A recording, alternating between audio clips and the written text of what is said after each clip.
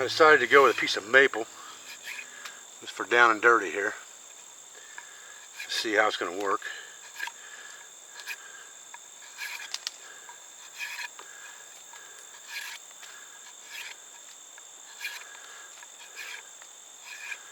And I went with a piece of green maple.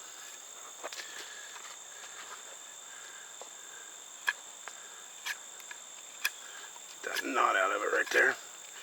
Be a whole lot easier to get it on there, I'm sure, at that rate. Yeah, let's see what we got here.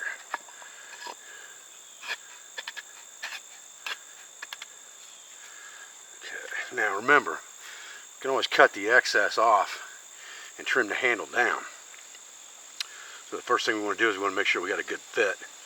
Make sure we get this thing down as far as it'll go on here before we mess around with any of that. Alright.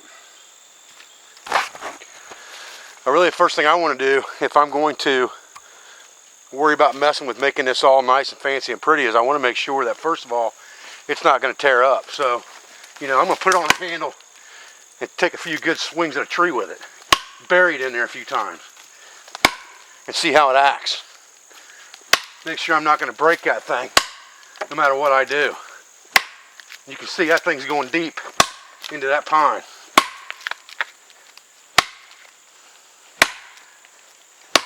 Come back and collect a bunch of pine sap off of that this winter.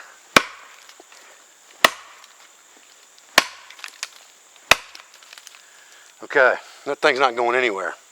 So if I had to, I could just carry the blade, make a quickie handle on the fly, and I still got something I can cut with. Well, my friends, this is why they call it a squirrel cooker. I can adjust that guy anywhere I need to. Get my flames built up a little bit if I want to cook him faster. Right now I'm just kind of slow cooking him.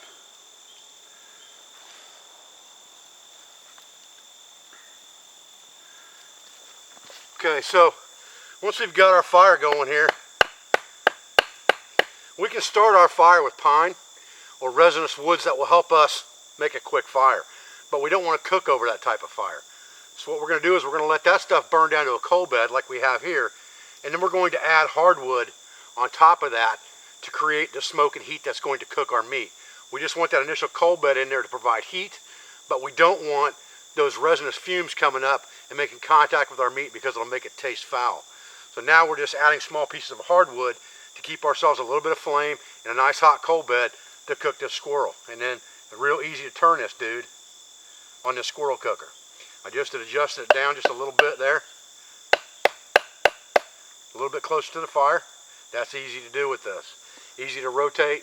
Works great for cooking small pieces of meat and small game. Once we've taken this thing and we've given it a test run and we beat on it pretty good, we know that handle's not going to slip. At that point we can start to thin down our handle to something that's more manageable and not so big and bulky. And we can take our time doing this. This is something we can do around the campfire at night. Not something we got to be in a big hurry about. The advantage to these hand forged tools like this tomahawk head, the fro, and things like that are that you don't have to carry the handle with you. You can carry the tool itself, make the handle on the fly, which is another reason that I've always advocated wooden handled axes. Because if you break that handle for some reason, you can fabricate another if you have to. It's not to say that it's an easy chore to put an axe handle on in the woods, because it's really not that easy, but it can be done. Much easier than trying to replace a plastic handle that's broke off and you've got the head all epoxied at the top and all of that stuff. So now we'll just take our time carving this handle down into something that we don't mind carrying, and then we will cut the excess off the top. We'll leave about a ½ an inch up there, just in case the head decides to slip up a little bit during use, and we'll have ourselves a pretty fine tomahawk. Now once I've got my squirrel cooked and I'm getting ready to make, something else to go with it, which I'm going to use Pathfinder trail rations here. I'm going to put some rice in here, mix some rice and squirrel meat together. But the point is, now that I've got that taken care of, it doesn't matter what kind of wood I put on here anymore, because now I'm just heating water. So if I put something that's got a little resin in there, it doesn't matter, as long as I get a nice hot quick fire to boil this water.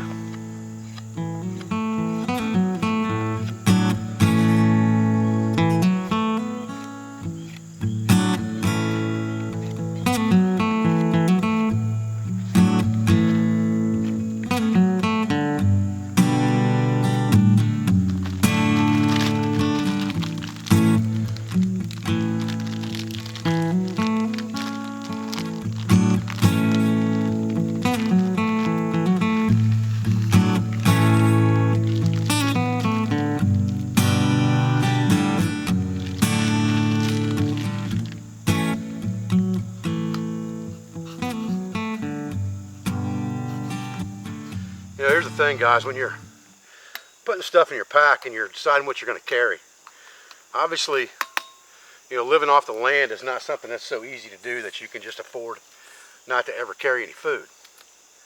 But at the same time, your skill level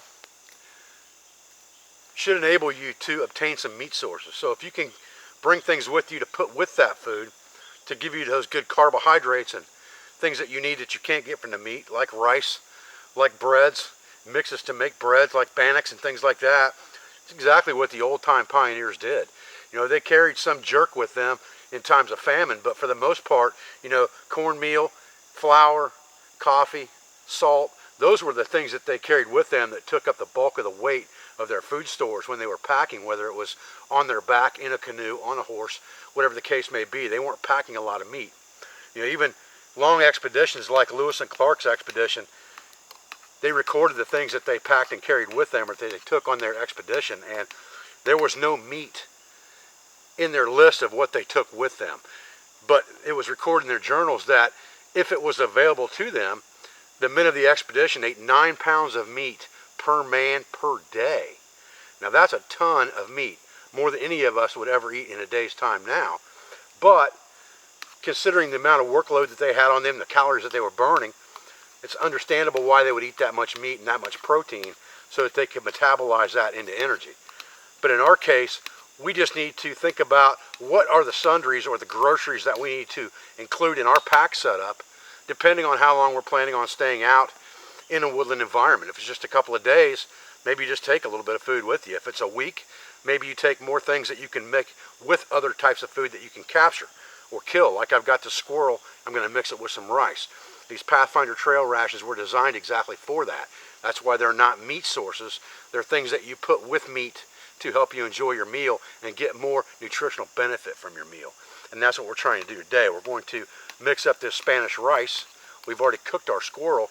We're going to cut it up into smaller pieces of meat and add it with our rice as it cooks down to give us a bit of a rice stew. There's enough meat on this squirrel when you combine it with something else for more than one meal, and that's an important thing to understand too. But you've got to be able to preserve meat as well if you plan to do something like that.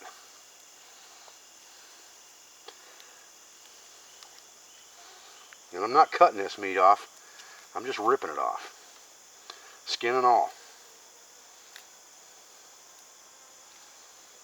Cook it down with this rice. Now, if I were really being conscious of, all the nutrients and the proteins and everything that I could possibly get out of this meat, I'd just be cutting the haunches off and boiling them right in that water, boiling the meat right off of them.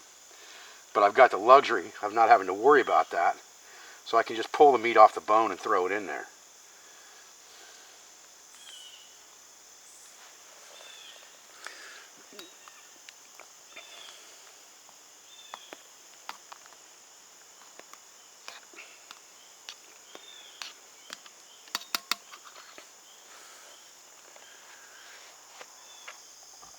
Okay, I wanted to show you guys something real fast here.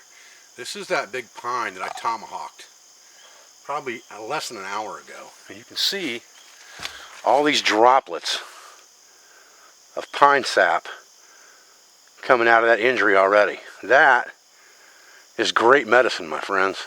If you needed some antiseptic to put on a cut, that's an easy way to get it. Oh man, fellas. We are really, really looking good now. Holy cow. Starting to cook down. Boiling that meat in there, getting all that juice in there. Man, oh man. Another thing that's great about these squirrel cookers, you know, you can just rotate that thing around in the fire, out of the fire, so you can stir it back in the fire again. I really like that. You know, it's a piece of gear, weighs a little bit, but man, it sure saves you a lot of headaches and sure is convenient in a lot of ways.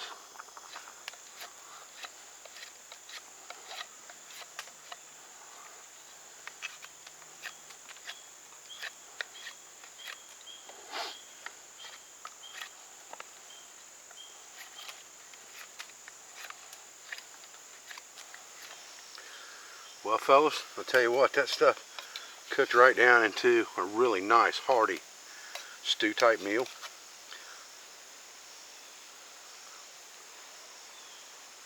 Real hot.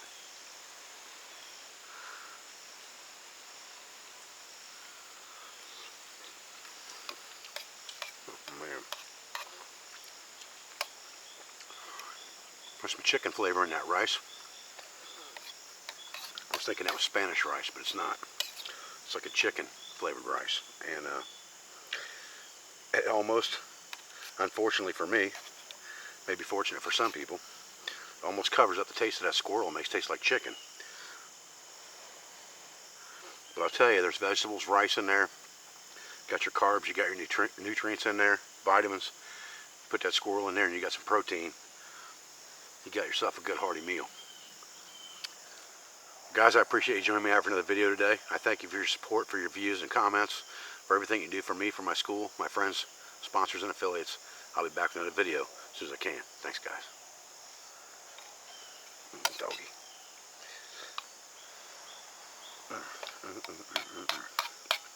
Bam.